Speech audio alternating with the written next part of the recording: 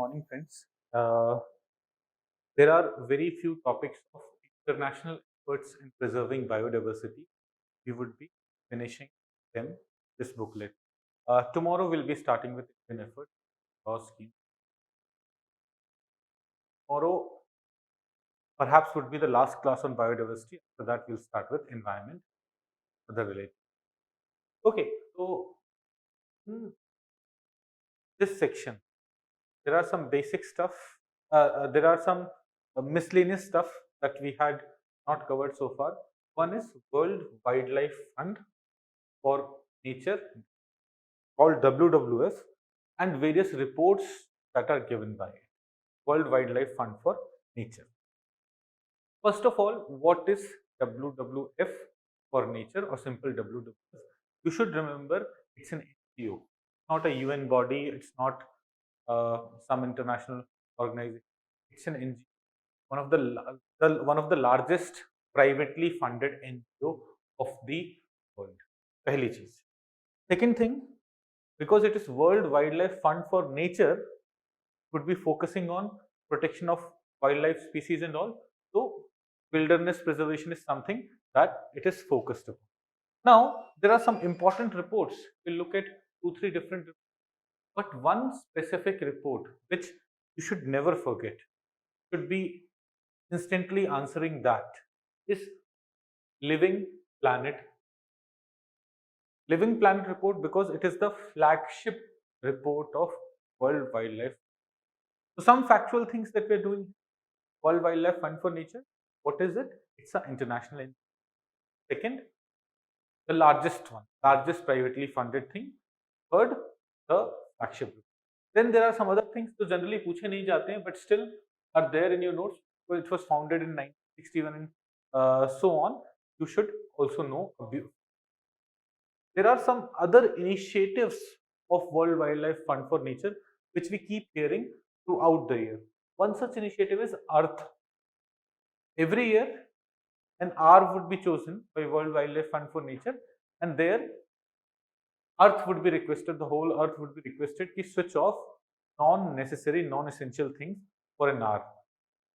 It is just for spreading awareness that unnecessary use of electricity has been, or unnecessary use of energy has been harmful for the environment. Then there is Debt for Nature Swaps. This is another small initiative by World Wildlife Fund for Nature. Debt for Nature Swap. What is it? See, developing country may have got some debt from developed country, right? यहाँ पे some debt is done away with. Like developing countries do not have to pay back that debt. But in return, that debt amount should be invested in conservation efforts. So swap the debt with efforts towards environmental conservation.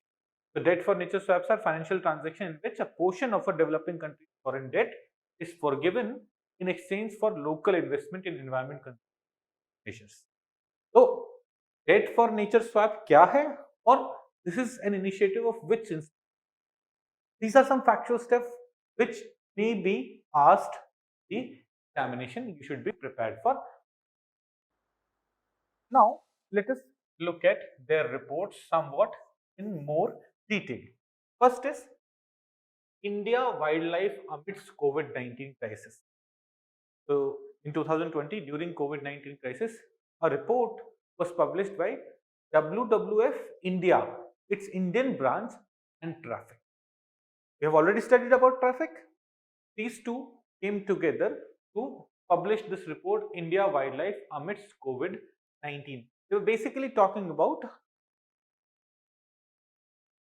what is the conservation level, or what are the threats even during COVID-19 lockdown being faced by wildlife in India. And one thing that they said, that even during lockdown, even during COVID-19 crisis, there has been a significant increase in I'm sorry, reported poaching of wild animals during the lockdown. So wild animal poaching has increased during lockdown. What is saying that? Then uh, it says that poaching of ungulates hunted mainly for their meat saw the highest increase. Poaching of small mammals like monkeys, civets, squirrels, etc. have also seen an increase. So in general, you should know that poaching has gone up, has increased, and this report, WWF India and Traffic have come together to come up with this report. Okay, then we have Living Planet report, the flagship report. इसे तो भूलना ही नहीं है. From today, if anyone asks you who's publishing Living Planet report, it should be there. Even if someone wakes you up at 3 a.m. in the morning. So I remember when we were doing this coaching for IIT JEE, I studied at Bansal classes in 2007-8. Bansal sir used to say like कुछ formula बहुत important होता था ना कि इसे सुबह 3 बजे तुम्हें उठा के, तुम गहरी नींद में हो, 3 बजे तुम्हें उठा के पूछा जाए, even then you should stand up and should be able to say there are some things which you should have so strongly with you on your tips. तो living planet report is one such report. जैसे ease of doing business for ease of world bank, ऐसे बहुत सारे reports हमने पढ़े, उसमें से कुछ फ्लैगशिप रिपोर्ट्स हैं which you should not forget. Living planet report is one such report. Randomly, if you'll call me for some doubts, I'll first ask you, Living Planet report कौन publish कर रहा है? Only if you'll answer it, I'll take on your doubts. Okay, अच्छा, by the way, there's one more thing that I wanted to tell. थोड़ा divert हो गए हैं तो ठीक है. Now my phone would remain switched off from after 1 p.m. So 9 to 12, try to call me between 9 to 12 for your doubts or for anything else. Okay, I want that this time मैं ज़्यादा से ज़्यादा focus आपके preparation पे कर पाऊँ. तो I'm going into the study mode, hardcore study mode, where full time phone would remain off. Sometimes maybe when I'll go for a walk or something like that, उस टाइम ऑन कर लेंगे क्योंकि walk करते करते बात हो जाती है, but otherwise I keep it off. तो it's not to avoid you people, it's just कि आप 9 बजे, सुबह 9 बजे से 12 बजे के बीच में मुझे कॉल कर लीजिए. I take on your doubts. You all of you have my number, and remaining period send me a WhatsApp message और टेलीग्राम मैसेज. उसको मैं रात में रिप्लाई कर दूंगा, जो भी जैसे भी होगा वो कर देंगे. ओके, चलो, let's not get diverted a lot. The Living Planet report, आज से World Wildlife Fund for Nature is publishing it. Now, another important thing about this report is it's not an annual report. The last report was published in 2018. This is a biennial report. It is published every 2 years. And what would it do? Living Planet नाम तो बहुत generic है. So basically, globally, what is the situation of biodiversity? It would be covering all, it would be giving you status related to all those things. Now,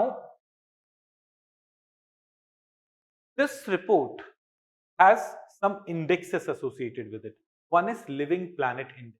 In Living Planet Index, it tracks 4,000.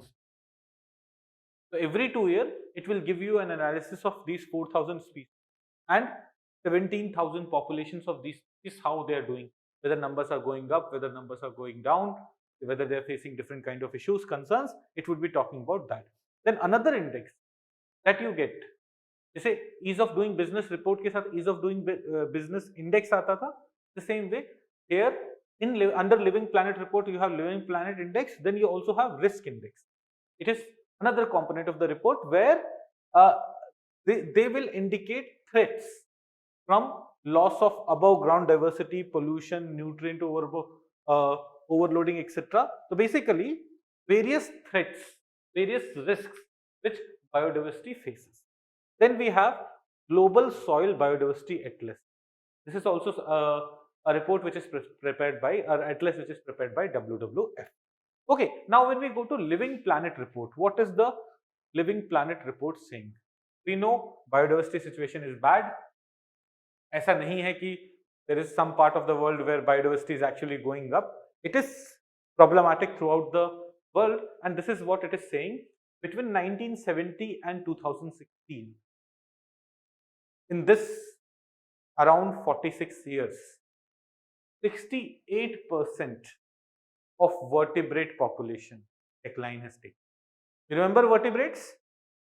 Mammals, reptiles, birds, fish, amphibians. Vertebrates, वो backbone वाले. We have studied that. So if you will consider this, 68% of the monitored vertebrates, remember they are monitoring some 4,000 species, उसमें some vertebrates are there. Population of birds, mammals, amphibians, fish, reptiles have been lost. Just imagine 68% decline. How much loss is actually taking? If there were 100 vertebrates, now we are left with 32. हर 3 में से 2 मर चुके हैं. Then 94% decline in LPI for tropical subregions of America has taken place. Basically, South America में जो tropical region है, that has seen the most number of decline. What are the factors for it? Factors are overusing of Earth's biocapacity, land use changes which are happening. Oceans are also facing problems because of these adverse effects which are there. Then another report by World Wildlife Fund for Nature. One report is Living Planet report.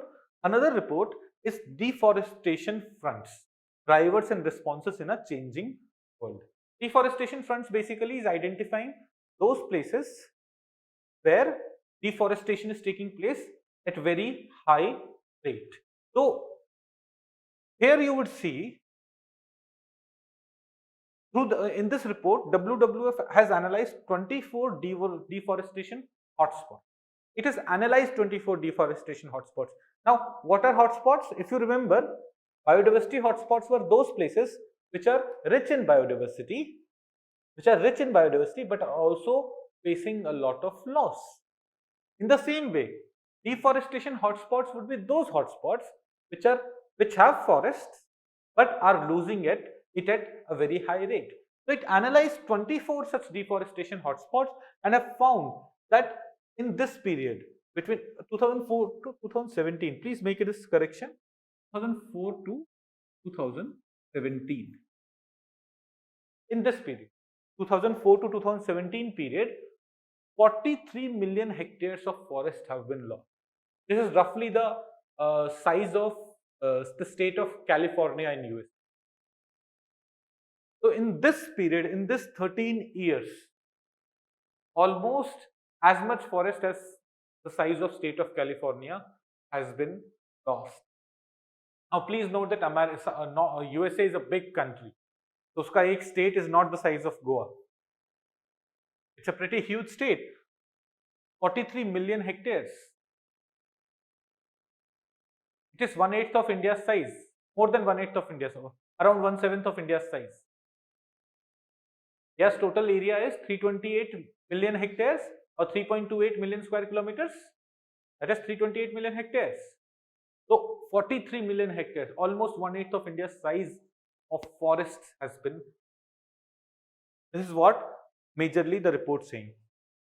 The report also says that 8,000 years ago, when agriculture had just started, when we were doing mostly hunting gathering, 50% of the earth was covered with forest. Now that has reduced to 30.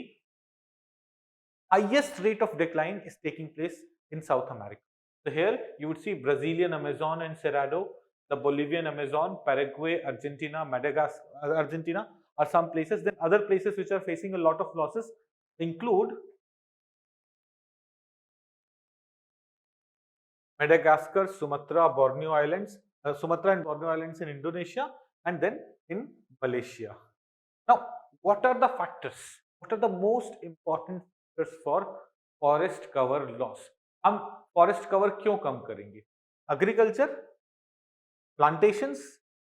These are the reasons because of which because of increased population, we keep on penetrating into the forest. And this is what the report also says, that in Africa, subsistence farming is the most important factors, but in Asia, the plantation and commercial agriculture are the factors. So now when forests are declining, when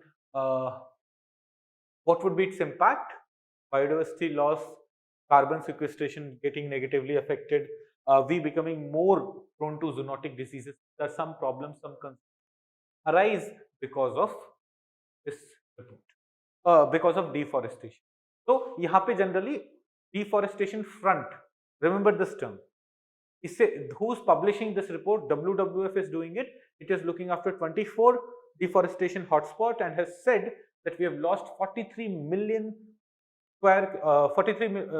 million hectares, not square kilometer, 42 million hectares of forest in 13 years between 2003 to 2017. Okay, now that this was about World Wildlife Fund in NGO. Please remember it's an NGO. ऐसे world wild life fund ऐसा नाम रहेगा, you would feel like अच्छा UN का कोई body होगा, it's an NGO. Now come to International Convention for the Control and Management of Ships, Ballast Water and Silt. Now, before we go to this convention, do we all understand what is ballast water? See, generally, let's say this is my ship. So,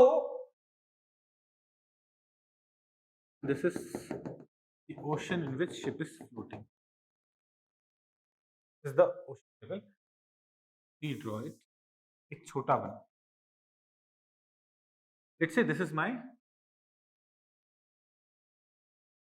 ship, one ship, and this is another ship. This is the depth of water here. Depth or draft is only this much here. Depth or draft of the ship is this much here.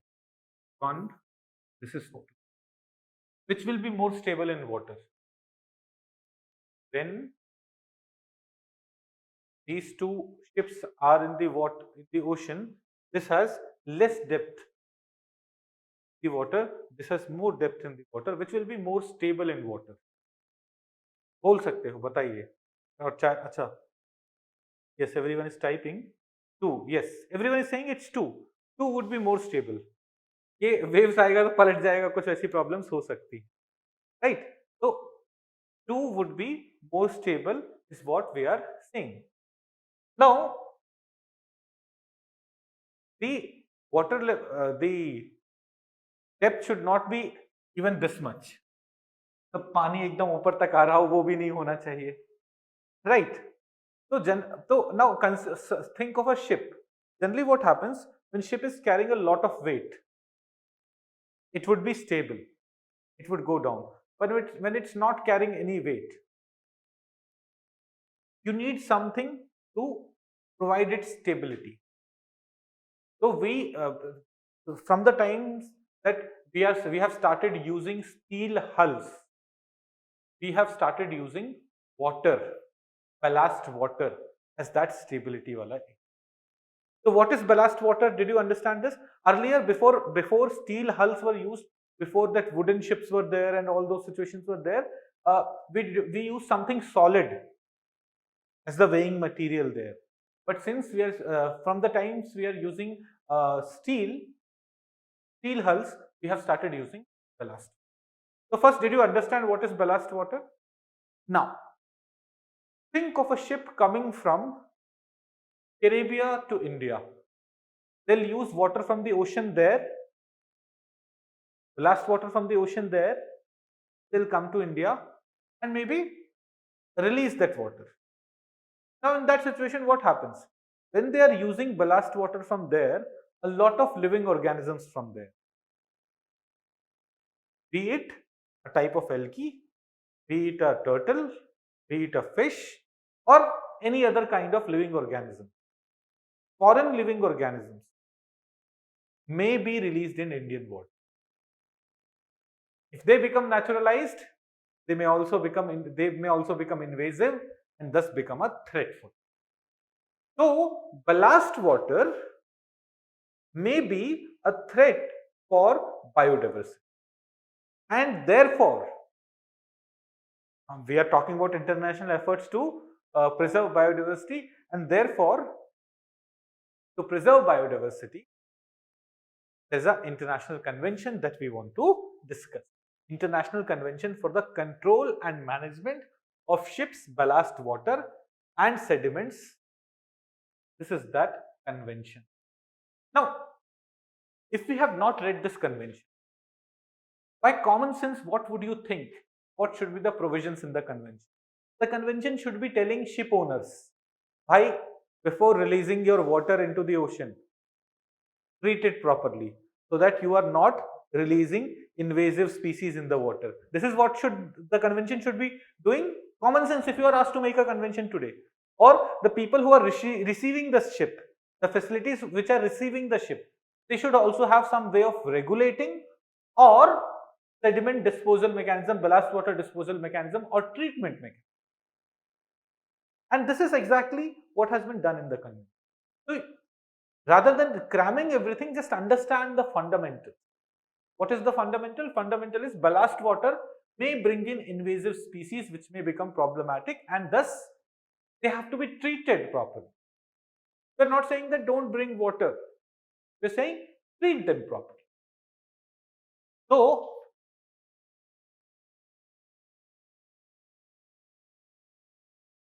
this convention was adopted in 2004. It came into force in 2017. What does it say? It says that signatory states should ensure that ships flagged by them, ships where their flag is being used, comply with the standards and procedures for the management and controls of ship ballast water. Idea वही है, diseases or invasive species etc. should not come from there to this side. Now, why do we need this kind of convention? That also I have explained you why we need this kind of convention. Now, what are the main provisions?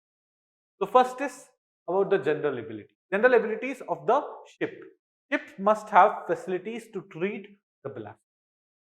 Ship itself should have facilities. Then, reception, where the ship is being received. They should have reception facilities. Parties undertake to ensure that ports and terminals where cleaning or repair of ballast tanks occur have adequate reception facilities for the reception of the sediment. Then there is a general provision that parties matlab the countries who have signed this treaty, individually or jointly should promote and facilitate scientific and technical research on ballast water. So, all common sense thing. You just have to understand that there's this convention which was signed in 2004, came into force in 2017, is for biodiversity preservation, and these are the provisions. Another very important thing to note is there is not a signature. India is not a participating country in this convention. Okay, now come to ITP.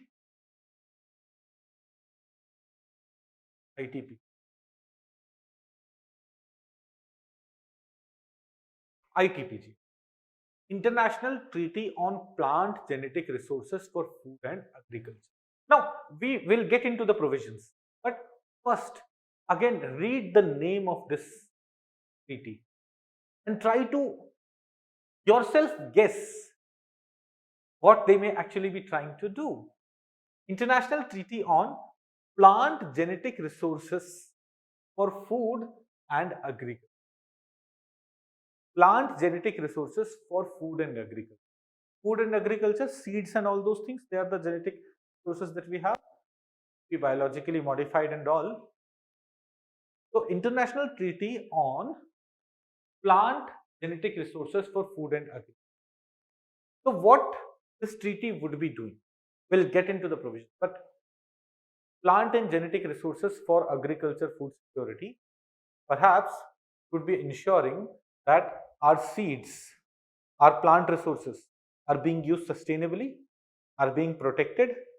एक function ये होना चाहिए, right? Sustainable use of seeds, sustainable use of plant resources, ensuring that our agriculture, our food security is sustainable.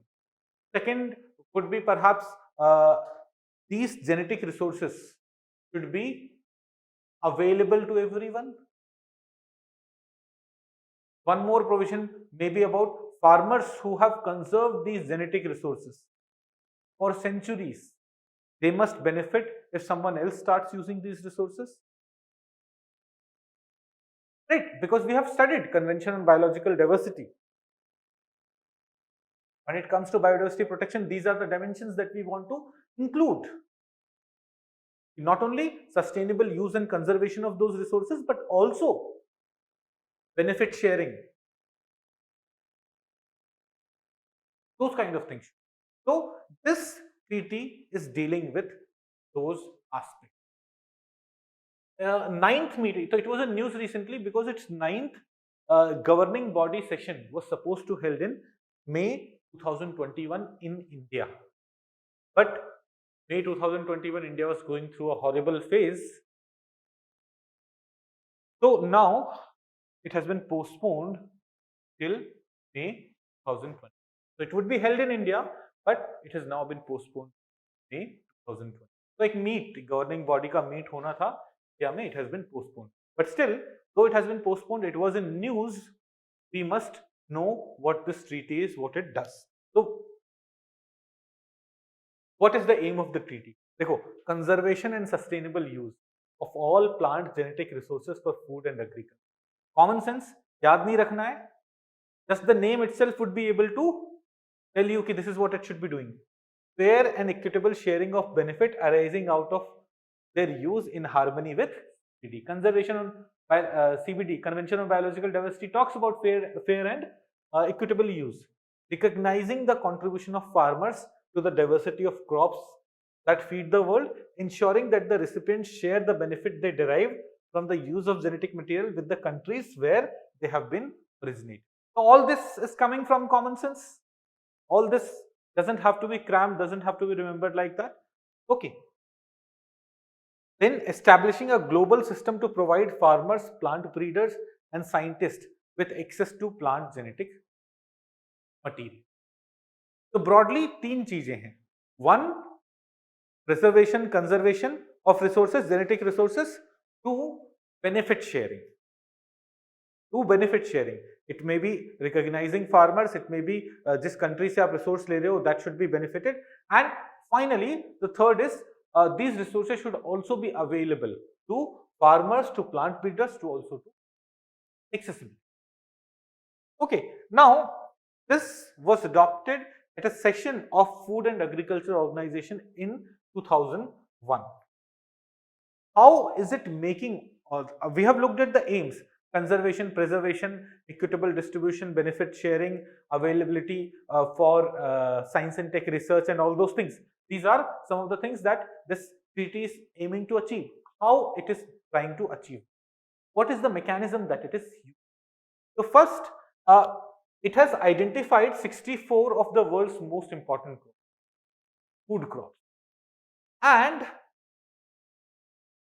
they have created a multilateral system where these 64 crops would be available to all signatory countries freely.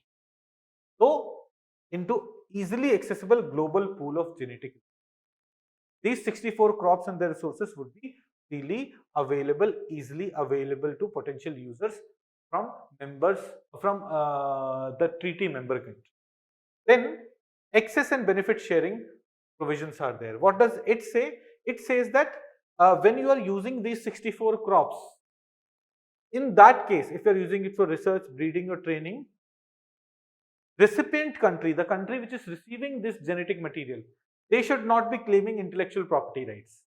आप किसी India से कोई resource ले जाके US में बोलो we have IPR over it, no, that is not allowed.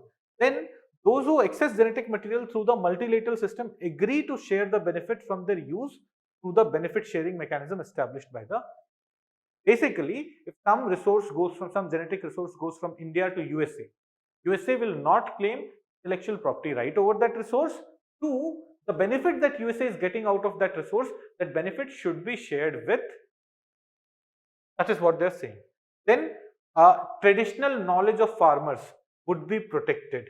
Their participation in day-to-day decisions of the country have to be improved. And finally, provisions of sustainability. You understand what sustainable use is? So, world generally focuses on major crops like rice, wheat, maize and potato. These are the 4 major crops of the world which are very crucial for food security purposes. In fact, when you look at history, no, these four crops have played a very important role in increasing population and other such aspects. When intensive rice cultivation had started in India, cities had started coming up. Iron use and uske baad intensive rice cultivation played a very important role in coming up of empires in the country. Europe में जो food crisis चल रहा था, coming up of potatoes from American continent to Europe played a very important role dealing with that food crisis. Maize played a very important role in dealing with the food crisis, and thus population kept on increasing. So these four are more very important crucial crops, but we should not, while keep focusing on them, ignore local crops. The local crops, not among the main four, are a major food source for millions of people and thus have the potential to deal with many nutritional problems.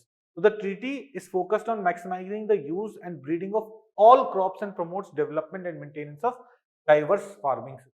Not only the four crops there, but general all crops should be focused upon, their breeding, their maintenance should be focused upon.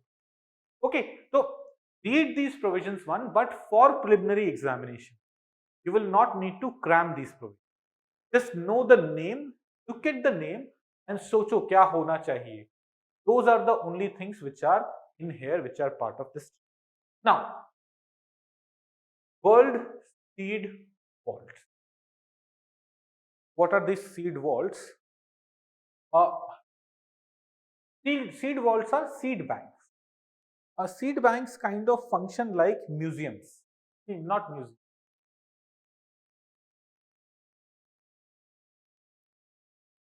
Seed vaults are places where we store, so that in emergency, let's say a particular type of fruit is only found in Western Ghats, and kal some volcano explosion or some big tsunami or some factor leads to that area being completely destroyed.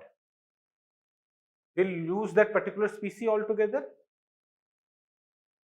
But if we have a seed bank in Delhi where seeds from all over the country have been kept, so that even after some catastrophic problem, we'll be able to regenerate those plants.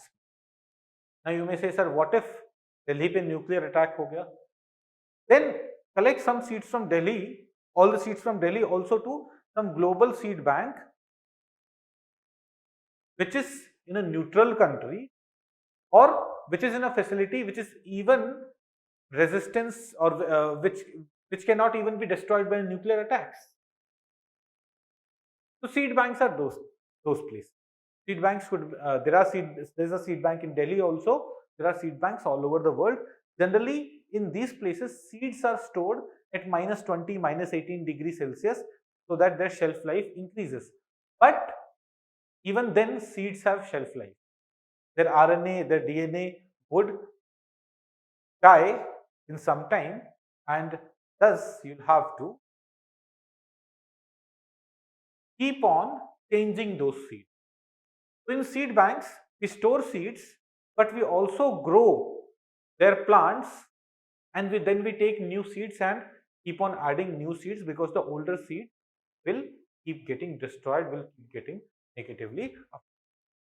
So globally, there are some important seed banks. Let's say, for example, we have Svalbard's vault in Norway. This seed bank stores crop seeds, and it's located in remote Arctic archipelago of Svalbard in Norway. It was opened in 2008, and it has been created in a facility which can survive nuclear attack, or which can survive World War. जब सब एक दूसरे पे nuclear bomb डाल रहे हैं, तब भी it would be able to survive. Now this has played a very important role. For example, recently when Syria crisis occurred, Syria में bombs and everything, it was damaging the not only vegetation there, but was also threatening the seed bank there. So seeds from those seed bank was very swiftly moved to the main seed bank here in Svalbard, and later those seeds were regrown, and some new seeds which were collected were brought back to the original seed bank. So this indicates how in preservation of biodiversity seed banks would play an important role. So this is Svalbard's vault, a very important seed bank that you should remember is located in Norway. अब देखोगे why would it be located in remote Arctic archipelago? There are 2-3 reasons. One, temperature there is already very cold. You have to keep these seeds at very low temperatures. Again, Norway is generally a country which is neutral, so chances of it being involved in war would be less. Then there is Millennium Seed Bank. It is located in United Kingdom. This is also very famous as it is focused on. See, Svalbard was focused on agricultural crop. It is focused on wild seed conservation. It will get wild plants and animals their seeds.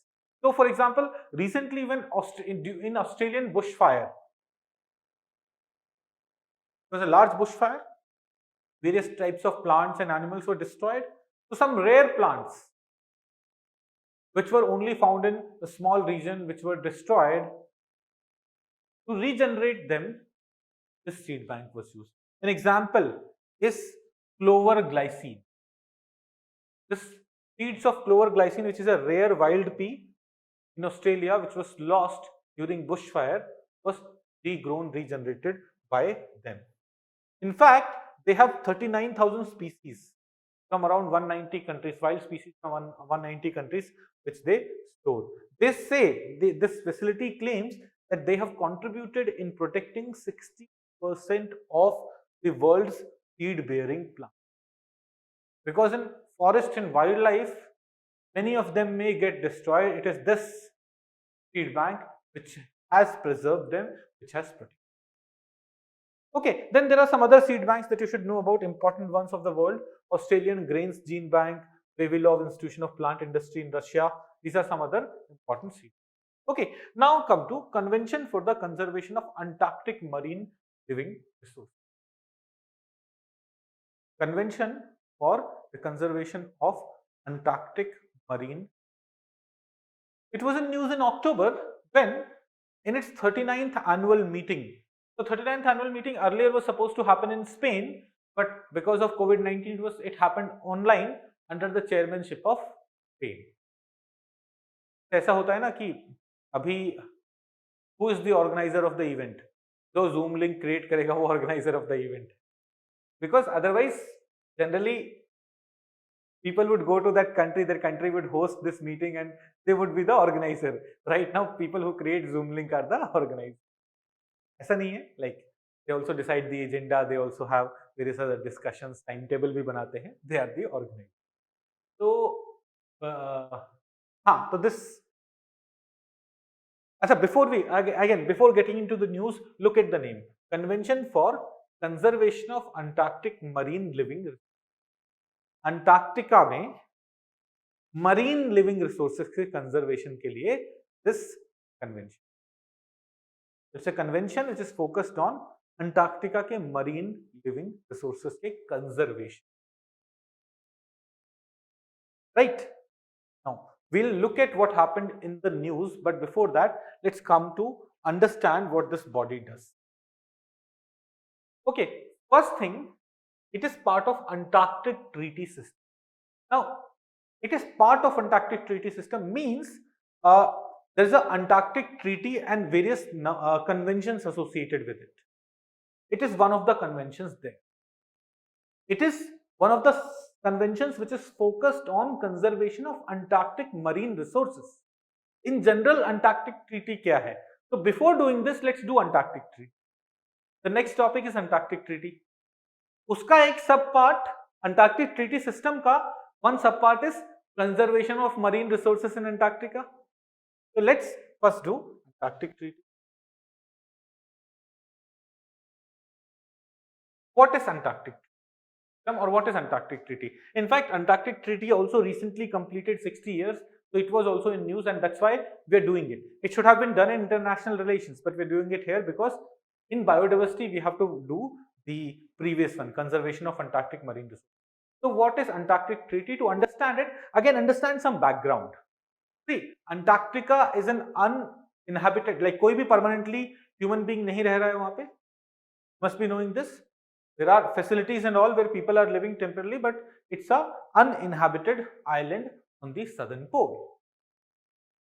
But in 1930s, 40s, 50s, चाहे uninhabited हो या ना हो, when the world is in a world war वाला stage, or even before that when imperialism was at its peak, everyone would want that they would have control over another island. See, why the so-called the white people are generally more well off? It's because in 16th century, in 15th century, they were able to get control over more land. You watch movies movies which are period films, feature films which are based in 1920s, 1930s or 1850s of America. There you will see people have big houses, बहुत बड़े बड़े खेत, because they got a new continent. They suppressed the locals there and they got control over it. If all those people were living in Europe only, no, they would not have developed the way they have. So basically, if there is a new land which is uninhabited right now, and if there were no international regulations, norms, everyone would have wanted that they get control over it.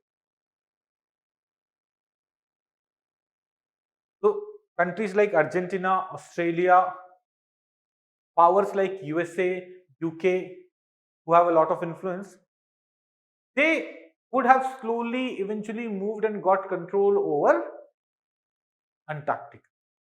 So Antarctic Treaty was negotiated in the middle of Cold War, and it provides for a rule-based international order for a continent which is without power. It basically is the treaty which governs the continent, which governs the Antarctic. It provides कि वहां पे कैसे system काम करेगा. Okay, now it's a very short treaty. There are 14 articles in this treaty which provides for provisions related to freedom of scientific research, use of continent only for peaceful purposes, prohibition of military activity on the continent, nuclear test and disposal of radioactive waste is also prohibited. Common sense would tell us. But the most important provision of this treaty is Article 4. It neutralizes territorial sovereignty in Antarctica. कोई country आके ये बोल रहा है ये मेरा land है, ये मेरा सोवरेन टेरिटरी है, that is not enough. This means that a limit was placed on making any new claim. No country was allowed to make any new claim on Antarctica plus enlargement of an existing. Further, the countries which had already made claim over some island, some territory on Antarctica, even for them no formal recognition was given.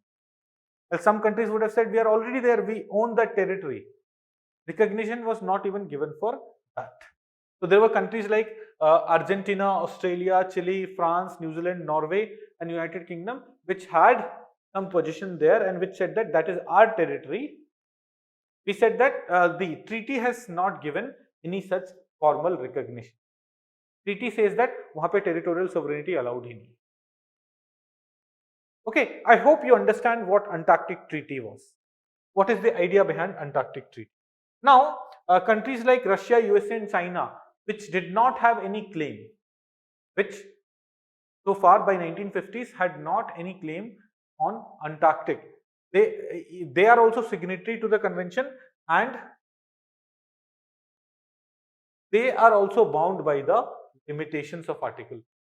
That is, in future China जाके बोले कि वो तो मेरा south China सी का ही part है. We do not know वो south China सी कितना एक्सटेंड कर दें. So it's a joke, but China may say that we reached there first, we are creating this island, we own it. No, they are also bound by Article 4 of the treaty, that is वहाँ पे sovereign territory नहीं होगा. Okay, now over the last 60 years, tensions kept on emerging on one or the other issue. कितना fishing कर सकते हैं, कितना mining कर सकते हैं, all those things kept on happening. So To resolve those issues, the treaty has also kept on evolving through a series of additional conventions. And one such convention, so these conventions and Arctic Treaty together is called Antarctic Treaty System. Now you understand the convention that we are studying, that is part of Antarctic Treaty System. I hope there is clarity now. So when we said what the Convention on Conservation of Marine Resources in Antarctica, that is part of Antarctic Treaty Convention. Now I hope you understand what is Antarctic Treaty System. Now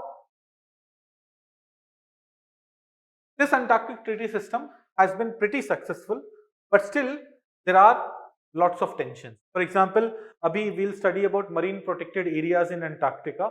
Some countries are talking about expanding the marine protected area in Antarctica. Other countries are opposed to it. There are political reasons for it. There are strategic reasons for it. There are economic reasons for it. But the issue is there.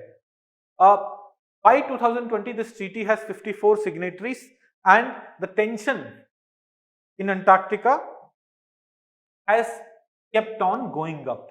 So this treaty may have been suitable for a situation which was there in 1950s, but now one, technology has improved a lot. Two, climate change has made Antarctica more accessible, and three, global geopolitics is changing, and therefore there are lots of players which did not have any say, any concern at that time, which have say and concerns now in that area. So Antarctic Treaty System, how it should be changed, how it should be reformed, those are the subject matter of international relations. We do not have to worry about that. One of the conventions of Antarctic Treaty System, which is focused on conservation of biodiversity, is something that we want to cover.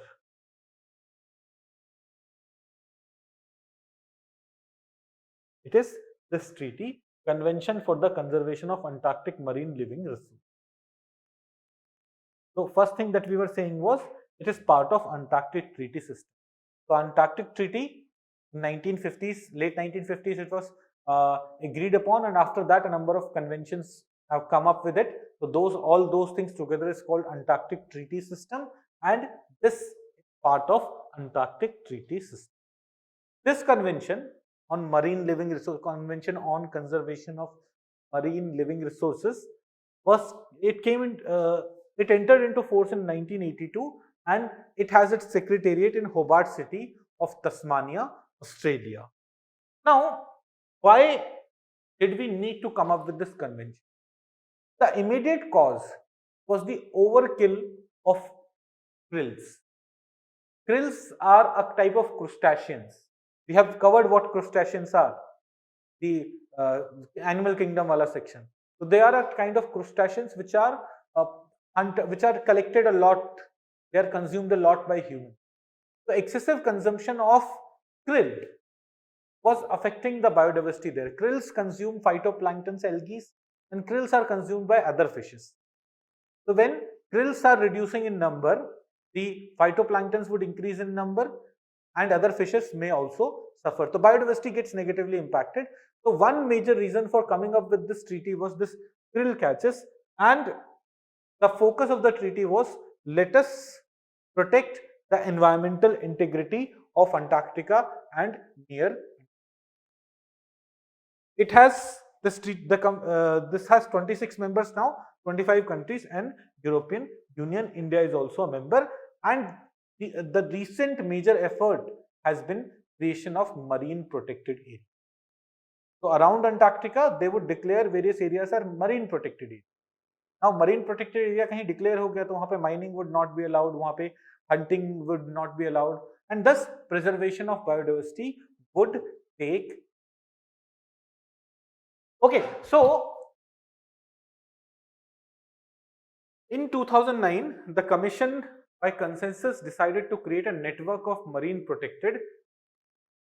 Now, some marine protected areas have already been created. For example, South Orkneys in PA. South Orkneys Marine Protected Area. This is the South Orkneys Island, South America, and this is the peninsula. And यहाँ पे we have South Orkneys Island. Then we have Ross Sea. Ross Sea Marine Protected Area. So you see, here we have Ross Sea. West Antarctica and niche Ross Sea. This area has also been declared as marine protected areas. But there are a number of other areas which have been proposed to be declared as marine protected area. There is East Antarctica. So look at this. This is East Antarctica. And इसके जो बगल में area है, idea is to declare this as marine protected area. Weddell Sea. Here we have Weddell Sea. And Antarctic Peninsula. So this is Antarctic Peninsula, but marine protected area इधर तो Weddell Sea हो गया. West of Antarctic Peninsula would be declared as marine protected area. So these are the one, East Antarctica, Weddell Sea, and the Antarctic Peninsula. These are other three marine protected areas which have been proposed. These are other three marine protected areas which have been proposed. See, this is already there. Ross Sea is already there.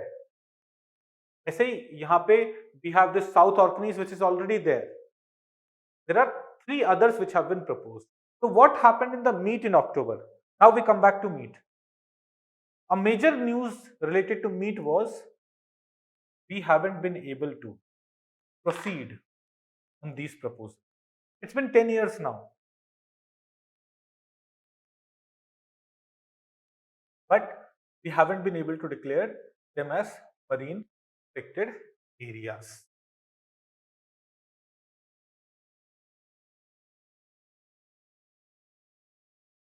East Antarctica, we have already explained where East Antarctica would be. So it will protect blocks of oceans and ocean floor along the East Antarctica, an area rich in cold water corals that provide foraging grounds for penguin. It has been proposed by Australia, France, and Europe, and it is being discussed since 2010, but no success has been made, mostly because of China and Russia. China and Russia have opposed it, and for declaration of MPA, consensus from all the members are required. Prelims में ये भी पूछा जा सकता है. For declaration of marine protected areas, all 26 members should be consulted with. Okay. Where did you get your notes? You have a printer. Where? Okay, they're open. Shops are open in Warren. Coming back to this. So China and Russia have opposed declaration of East Antarctic Marine Protected Area because of economic reasons. They do a lot of fishing and all those things from there. Also for political reasons. अगर वो marine protected area declare हो जाता है तो chances of them increasing their influence that area would reduce. Okay, then Weddell Sea and Antarctic Peninsula I have explained you. Weddell Sea के बारे में note one thing. If this is declared as marine protected area, if Weddell Sea is declared as marine protected area, it would become the largest protected area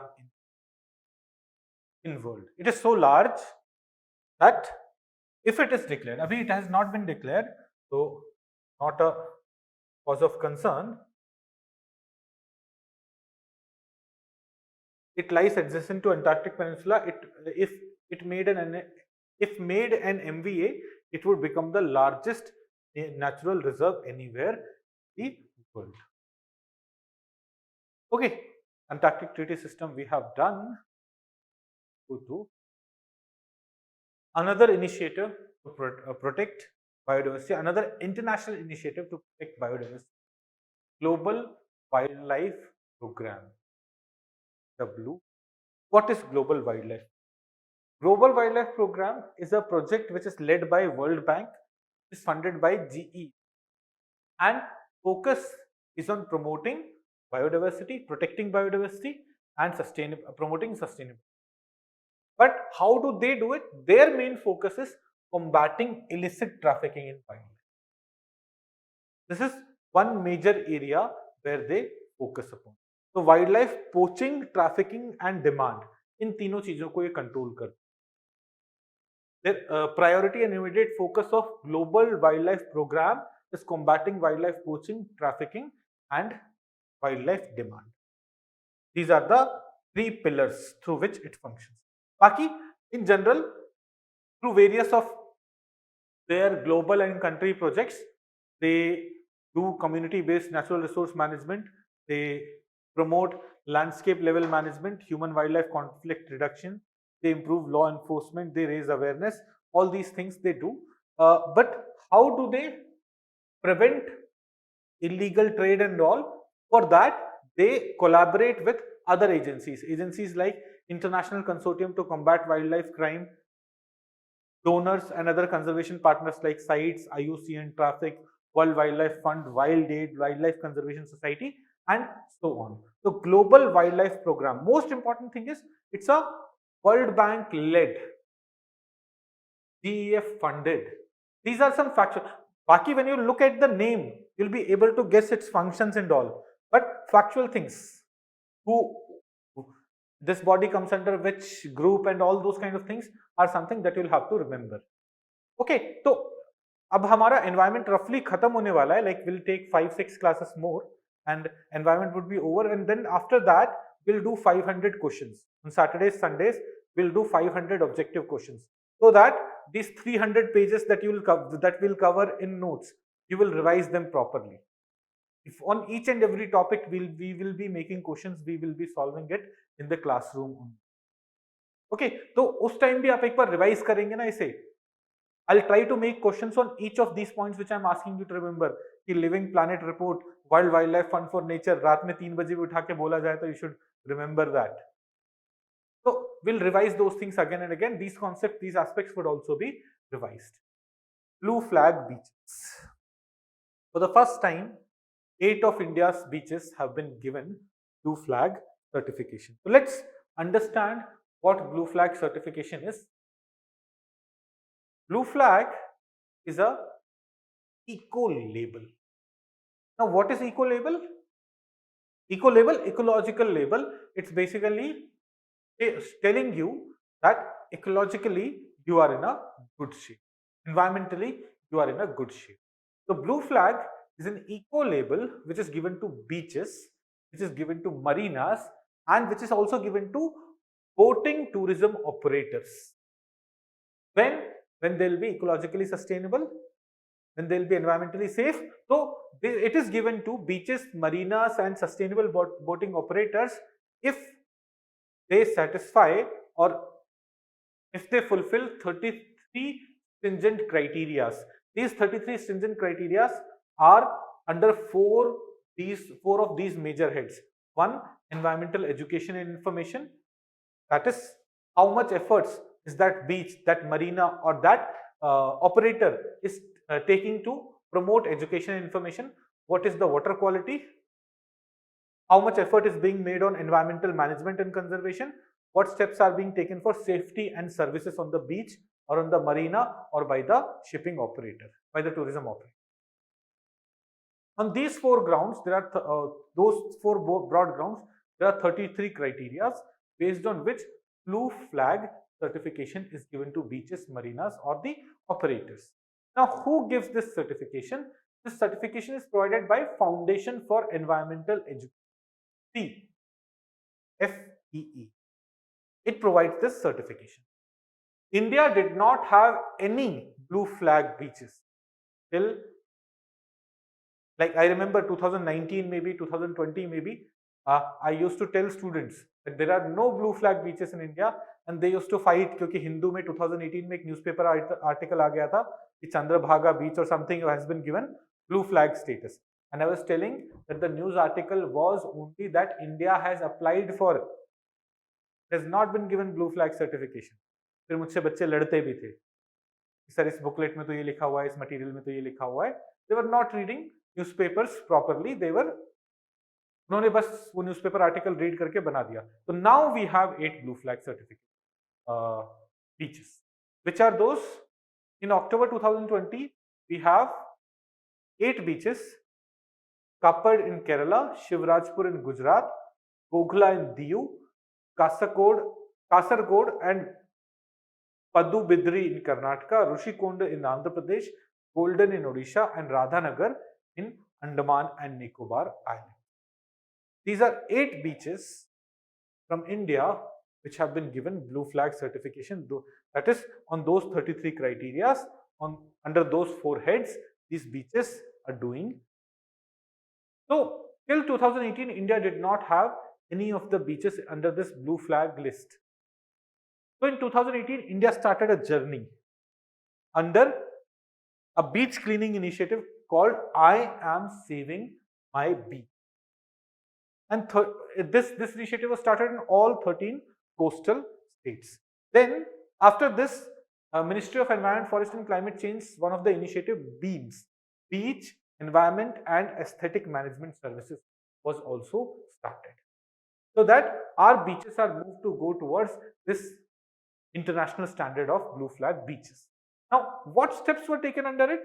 One, beaches were being made plastic free. They were equipped with waste management system. Clean water was being made available for tourists apart from other international amenities. The beaches were also being provided with facilities to study the environmental impact. So education और वो सारी चीजों पे research वाला area आया. Then if you know about coastal regulation zones, अभी हमने करा नहीं है. In the environment, when we will come to coastal areas, we will study coastal regulation zones. So coastal regulation zones prevented any kind of infrastructure being created on beaches. But now, to get blue flag certification on beaches, you should have facilities for tourists. You should have washrooms and all those things for tourists, right? Like आप जाके समंदर में घुस के कर लेते होंगे, but not everyone would be okay in doing that. So you needed facilities. So in January 2020, Ministry of Environment, Forest and Climate Change relaxed CRZ rule so that those infrastructure could be created. So blue flag certification required beaches to create certain infrastructure: portable toilet blocks, grey water treatment plants, solar power plants, heating facilities, CCTV surveillance and the like, safety के लिए CCTV surveillance and all. So all these things could be only be done after CRZ relaxation that was done in January 2020. So over a period of 2 years, a number of initiatives, a number of schemes, a number of citizen-led initiative eventually led to our beaches getting blue flag certificate. 8 of our beaches have got blue flag certificate. So globally, there are more than 4,820 beaches in 49 countries, beaches, marinas and boating operators in 49 countries, which in June 2021 have blue flag certification. From India, 8 of them are there. Fine.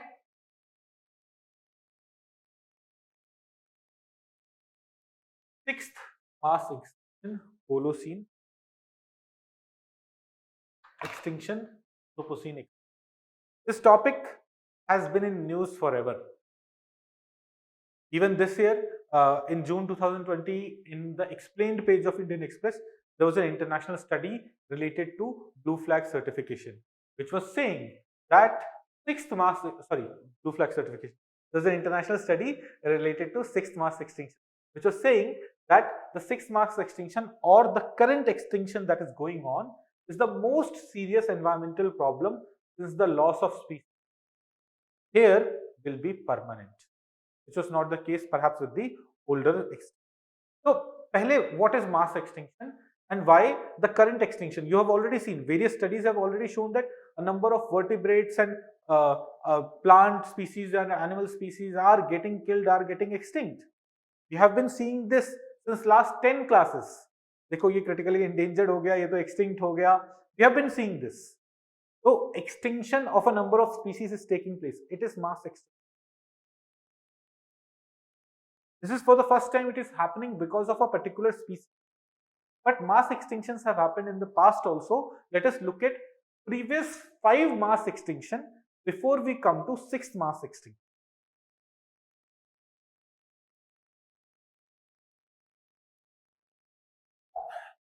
So On Earth, life started around 3.4 billion years. Earth's life is around 4.5 billion years. Around 3.5 billion years ago, basic life form started. We do not have detailed study of Earth's life form for all this age, but in last 500 million years, because of natural disasters, natural events, there were phases when of all the life forms on Earth, around 50 to 90% was lost. It was because of asteroid hit, it was because of ice age, it was because of volcano eruption, because of some or the other event. 5 such big extinctions have taken. Like we are sitting here today, कल कोई asteroid, बड़ा सा asteroid comes and hits us. That big asteroid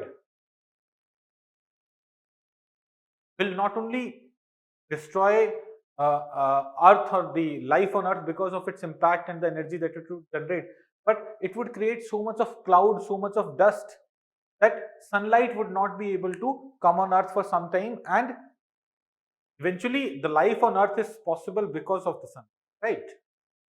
It is sunlight which makes energy reach Earth. Then from plants we take that energy.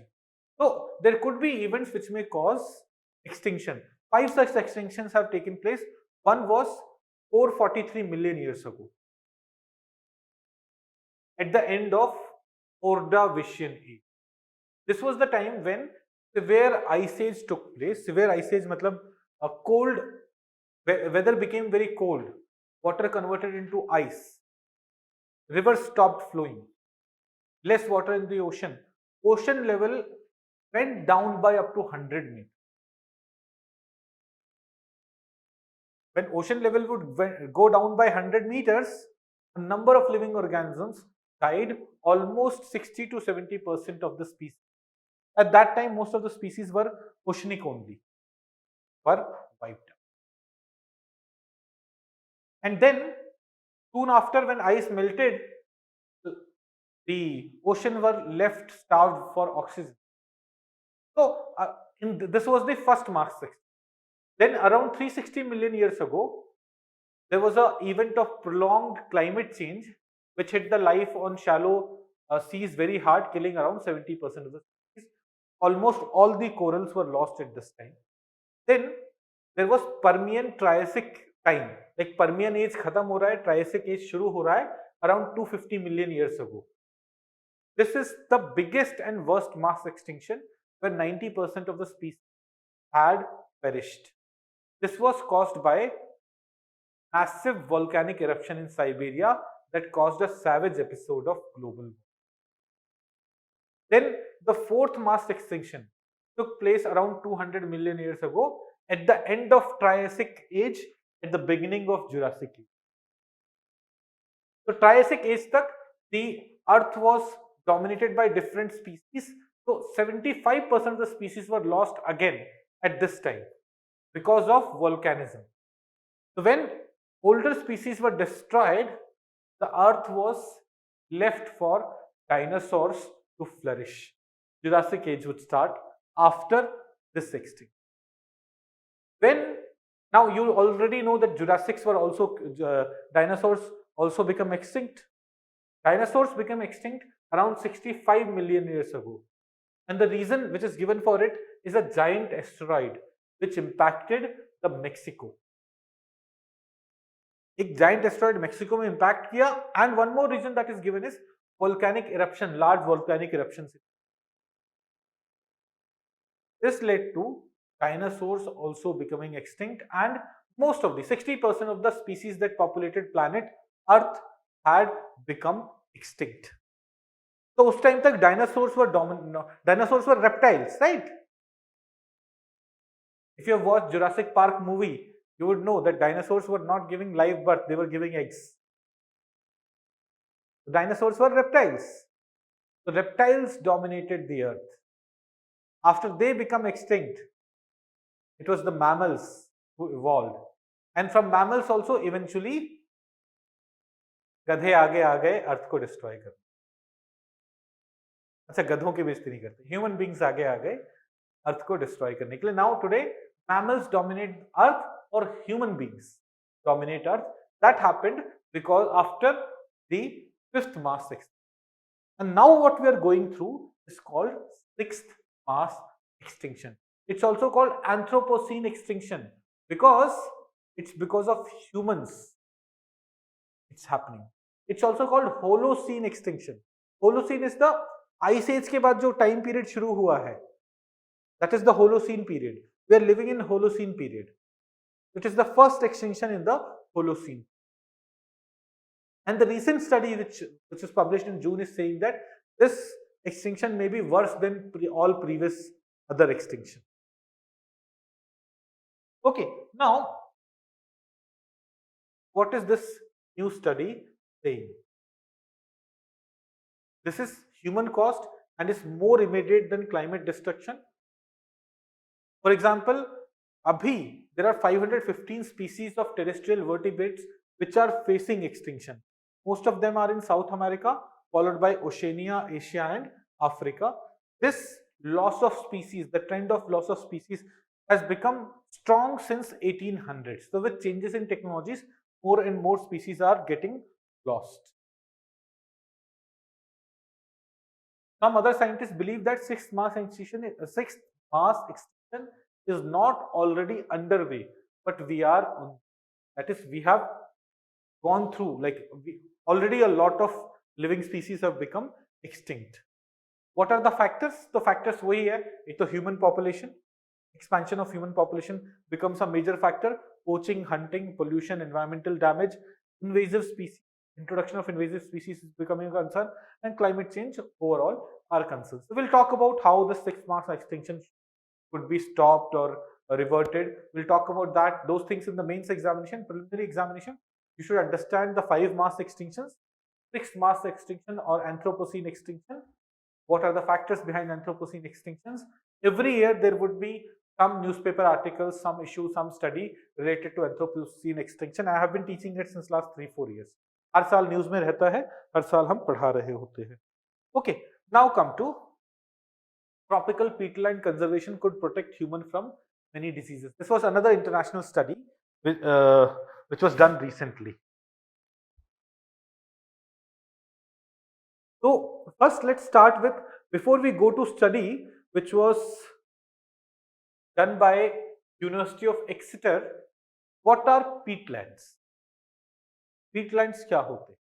Let's understand that, because it is saying that tropical peatland conservation could protect human from many diseases. Conservation of peatlands could protect humans from many diseases. So basically, this heading is telling you that there's a lot of biodiversity in those peatlands. So if you'll destroy those biodiversity, then animals from those would come and start interacting with you, and the process will give you diseases. For example, diseases like Ebola did not originate in peatland, but HIV, it originated in a place where there are lots of peatlands. Ebola simultaneously were found in 2 places. One of those places were near peatlands. And therefore, they are saying that if you conserve peatland, it would ensure that diseases do not come to you. But here, not only this study, in general, we want to discuss what peatlands are, what are their significance, what are their importance, and then what is this study saying. So peatlands होते क्या है? देखो, if there is static water, non-flowing water somewhere, permanent non-flowing water somewhere, you would notice something, that if vegetation falls in water, its rate of decomposition is slow. Its rate of decomposition is, if vegetation falls in water, its rate of decomposition is slower. Right? Over the years, vegetation will keep on accumulating, and will form what is known as peatland. Okay, so non-decomposed vegetative materials would form but वो water body तो है. तो peatlands can be considered a type of wetlands. They are they refer to peat soils and wetland habitat growing on its surface. In these areas, year-round waterlogged condition slow the process of plant decomposition to such an extent that dead plants accumulate to form peat. Over millennia, this material build up and become several meters. So peatland vegetation or peatland landscapes may vary. Something could be like these bog landscape, treeless bog landscape. This is a peatland from somewhere in Europe. But if you'll go to Southeast Asia, you'll find peatlands which are forested. बहुत जंगल पीछे से anaconda निकलेगा. In movies, you see many peatlands, right? Where you'll see this kind of thing. There are forested peatlands also, but this is a bog peatland which is non-forested. Now, why are these important? These peatlands are very significant for biodiversity. These can also provide you clean drinking water for many different species. They reduce flood risk because when a lot of water flows, it gets stored in these peatlands, and this flood risk is reduced. They help in addressing climate change because a lot of vegetation is there. They are not only sequestering, storing carbon, but वहाँ पे और carbon accumulation हो रहा है. So they are extracting a lot of CO2 and keeping it with themselves. They also reduce seawater incursion. Seawater, it gets stored there rather than incurring or coming inside the system. So further, in climate change, they play an important role. They are also the largest natural terrestrial carbon store. On land, the largest carbon store is happening in peatland. The total peatland area in the world is more than 3 million square kilometers, and they have sequestered 0.37 gigatons of CO2. They store more carbon than all other vegetation types in the world combined. Because carbon here is not getting decomposed, no. So carbon के layers, vegetation का layer being stored there. But damaged peatlands could be problematic. See, in general, peatlands would slow the flow of, let's say, forest fires, pani hai and all. But if you will drain the water of peatland, let's say if you're destroying peatland, if you're draining its water, what would happen? Dry peatlands are dangerous. They would spread forest fire. Dry peatlands में decomposition would be faster. They would reduce a lot of CO2. All those for centuries storage of carbon that has taken place, that would be now becoming CO2 and would become problematic for us. So all these advantages would become disadvantages if we damage peatlands. And related to that, a study was published in recently that tropical peat swamp are very rich in fauna and flora, and thus because they are rich in fauna, a number of diseases that fauna may have is also controlled there. But if we exploit and fragment these peatlands, then we would get in contact with more and more of this living organisms, and they may cause diseases. They may cause many such diseases. So though COVID-19 was not something that we got from peatlands, but HIV, AIDS, Ebola, those are certain diseases that we may have got from peatland, and thus protecting peatland is not just important for biodiversity and climate change, it's also important for human. Moreover, they've also said that peatlands livelihood वगैरह के लिए बहुत important है. It was seen that in COVID-19 crisis, countries with economically weaker conditions suffered a lot, and they would keep suffering in long term. These are also the countries जहाँ peatland का area ज़्यादा है. So proper conservation of peatland can also help us in fighting COVID-19 indirectly. COVID-19 उससे नहीं हुआ है, but proper conservation, ensuring economic opportunities and all can help us in fighting COVID-19 indirectly. Okay, so this was it for today. Let me see. Let me know if there are any doubts. कोई doubts है कुछ है तो पूछ लीजिए on chat or raise your hand and then take the doubt. No, nothing. Okay, great. Chaliye, I'll see you tomorrow then. Tomorrow again at 9:30 we'll have a live class and we'll take rest of the talk. Thank you very much, guys.